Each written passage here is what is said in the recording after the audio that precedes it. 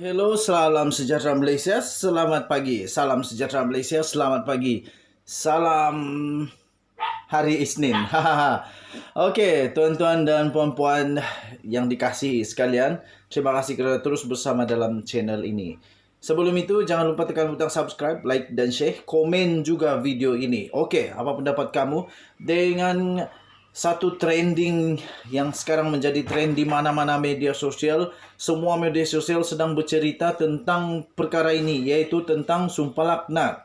Dan ada komen di dalam video saya mengatakan, jangan cakap tentang sumpah laknat kalau tak tahu. Kerana perkara itu, saya telah mengambil inisiatif untuk belajar apakah sebenarnya hukum hakam sumpah laknat ini menurut semua ahli-ahli agama, terutamanya agama Islam di Malaysia. Dan saya telah mendapat satu maklumat, satu pembelajaran yang amat penting yang kamu perlu belajar, yang kita sama-sama perlu belajar bersama-sama tentang hukum hakam berkaitan dengan sumpah laknat. Okey, kamu boleh tengok di dalam link ataupun di dalam ini yang saya sertakan bersama supaya kamu boleh cari. Saya dapat maklumat ini daripada malaysiadeadline.com, malaysiadeadline.com yang bertarikh 20 Disember 2019 lagi sebenarnya maklumat dan pelajaran ini. Dan ini sendiri ditulis oleh Majlis Hal Ehwal Syariah Ikram.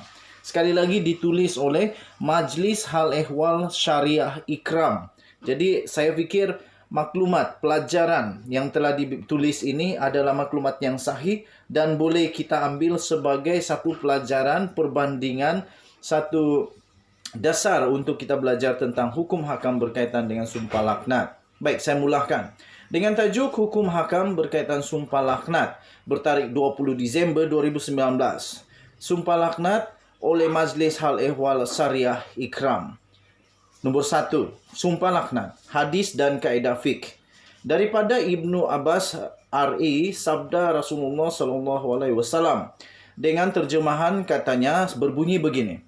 Bukti itu bagi mereka yang mendakwah dan dalam kurungan, jika pendakwa itu gagal membawakan bukti, bersumpah itu bagi mereka yang menafikan dakwaan itu. Dipetik daripada hadis Hasan riwayat Al-Baihaqi dan dikuatkan oleh lafaz-lafaz yang berbeza daripada berbagai jalur yang sahih. Okey, tuan-tuan dan puan-puan, hadis ini dijadikan asas kepada kaedah fiqh oleh para ulama. Dr. Abdul Karim Zaidan menyimpulkan daripada perbincangan ulama tentang kedudukan sumpah dalam menyabitkan hukum di mahkamah. Berdasarkan dan selaras dengan maksud hadis ini, beliau telah menjelaskan seperti berikut.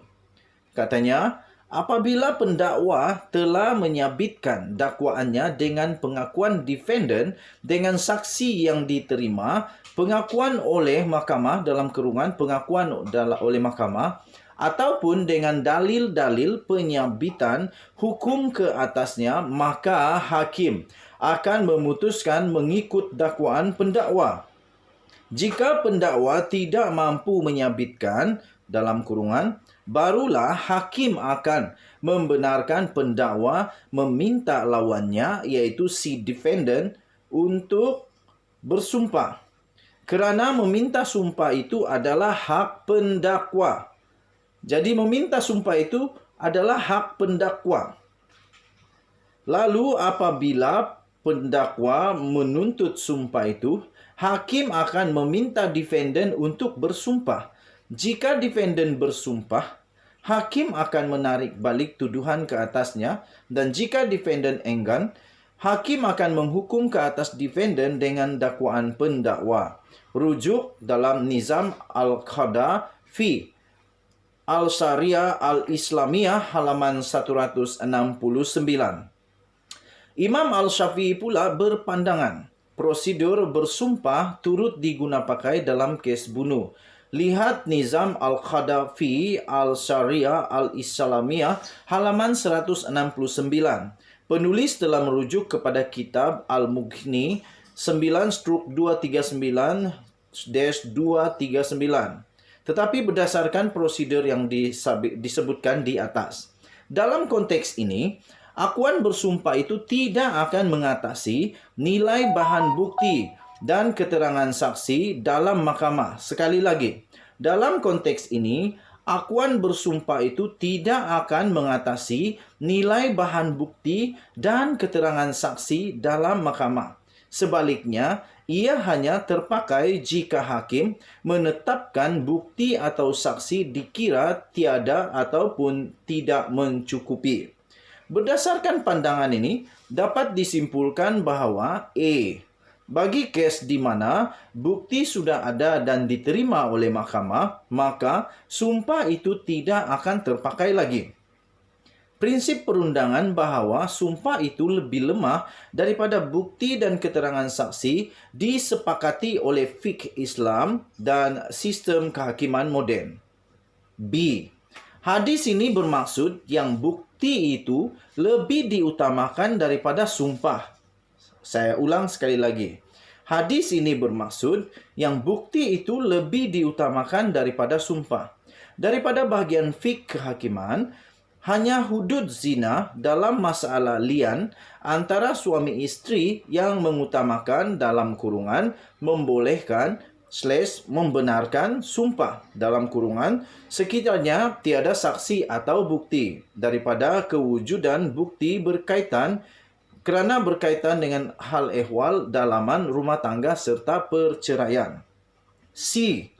Sumpah yang dimaksudkan oleh Imam Al-Syafi'i dan Dr. Abdul Karim Zaidan merujuk kepada sumpah yang dilakukan atas perintah hakim. Sekali lagi, sumpah yang dimaksudkan oleh Imam Al-Syafi'i dan Dr. Abdul Karim Zaidan adalah merujuk kepada sumpah yang dilakukan atas perintah hakim dalam mahkamah atau majlis perbicaraan, bukan sumpah yang dilakukan sendiri di luar mahkamah. Nombor 2. Mahkamah dan prosedur akuan sumpah. Mahkamah mempunyai prosedur akuan bersumpah bagi setiap pihak yang memberi keterangan. Maka, meskipun tidak dibuat di masjid, setiap pihak terlibat sama ada daripada pihak pendakwah, pembela atau saksi akan ditimpa dosa dan laknat daripada sumpahnya jika dia berdusta dalam mahkamah. Dalam sebuah hadis disebutkan dengan terjemahan daripada Abdullah bin Amr, beliau berkata, seorang Arab Badui datang kepada Nabi lalu berkata, "Wahai Rasulullah, apakah dosa-dosa besar itu?" Baginda menjawab, "Isyrak," yaitu dalam kurungan menyekutukan sesuatu dengan Allah. Beliau bertanya lagi, "Kemudian apa?" Baginda menjawab, "Kemudian durhaka kepada dua orang tua." Dia bertanya lagi, "Kemudian apa?" Baginda menjawab, "Sumpah yang menjerumuskan," dalam kurungan, sumpah yang dusta untuk kezaliman. Hadis riwayat Al-Bukhari nombor 6255. Nombor 3. Risiko bersumpah di luar mahkamah. Tindakan bersumpah di luar mahkamah adalah berisiko kerana ia membuka ruang helah di mana seseorang itu menggunakan teksnya sendiri yang mungkin berbeza daripada perkara yang dituduhkan kepadanya. Tetapi orang menyangka ia adalah perkara yang dituduhkan. Pihak yang menggunakan hela ini menyangka perkara yang disumpahkan itu melepaskan dirinya daripada dosa. Namun, tindakan hela dalam bab yang menzalimi hak orang lain ataupun membolehkan seseorang itu lari daripada hukuman adil itu, dosanya sama dengan pembohongan, apatah lagi disertai dengan sumpah. Berdasarkan prinsip Al-Quran, Al-Sunnah, Masyadak syarak mengharamkan dan membatalkan segala hela untuk membuat dosa. Dalam kurungan, rujuk perbincangan panjang lebar Al-Satibi dalam Al-Muwafaqat dan Ibnu Qayyim dalam Ilam Al-Muwakin dan Inghatasha Al-Lihfan tentang pembatalan hela. Menurut dimensi perundangan pula, sumpah yang dilakukan sendiri di luar mahkamah ini tidak akan mengubah apa-apa keputusan dan perjalanan perbicaraan di mahkamah. Manakala menurut dimensi hukum hakam, implikasi dosa dan pahala, sumpah yang dilakukan di luar mahkamah itu tetap terpakai. Nombor 4, kesimpulan. Jika yang bersumpah itu berdusta, maka dia mendapat dosa yang akan ditambah kepada sumpah yang dilafazkannya dalam mahkamah. Waliullah al-Dahlawi dalam Hajatullah al-Balighah menyebutkan bahawa yang bersumpah dalam prosedur lian bagi menolak tuduhan berzina dan kazaf oleh suami ataupun isteri kepada pasangannya itu dilakukan dalam masjid. Kerana berdusta dalam masjid itu dosanya lebih berat, terutamanya jika hal itu dilakukan di sekitar mimbar. Hal ini menjelaskan bahawa tindakan bersumpah di masjid menambah beratnya dosa jika seseorang itu berdusta. Jika pihak yang bersumpah itu bercakap benar dan bukan atas niat hela, maka hukumnya adalah harus. Namun ia tetap tidak akan mengubah apa-apa keputusan mahkamah. Saya ulang, namun ia tetap tidak akan mengubah apa-apa keputusan mahkamah. Perbuatan ini juga boleh dikira memberi kesan kepada kewibawaan mahkamah ataupun dikira sebagai mencabar mahkamah sekiranya perbicaraan masih sedang dijalankan. Okey, demikian yang telah ditulis daripada malaysiadeadline.com bertajuk Hukum Hakam Berkaitan Sumpah, ditulis oleh Majlis Hal Ehwal Syariah Ikram 20 Disember 2019. Berikan komen anda. Kita jumpa lagi pada video-video yang akan datang. Malaysia kita punya. Cintai Malaysiaku, kita jumpa lagi. Bye-bye. Selamat petang.